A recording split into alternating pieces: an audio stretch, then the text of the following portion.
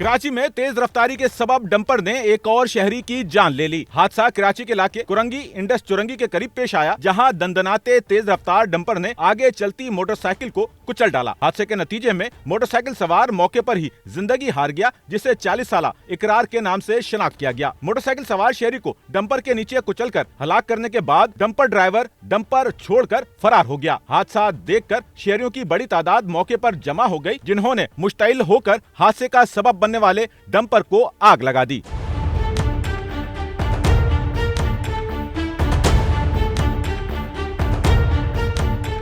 Police के मुताबिक हादसा डंपर ड्राइवर की गफलत से पेश आया, जो हादसे के बाद अपनी गाड़ी छोड़कर फरार हो गया, जिसकी तलाश शुरू कर दी गई है। कैमरामैन अमीन के साथ Nauman Rafiq, SNN Karachi. Sachal news network की वीडियोस में खुशामदीद। नाजरीन, वीडियो से मुतालिक अपनी कीमती राय का इजहार कमेंट बॉक्स में ज़रूर करें और चैनल को सब्सक्राइब करें।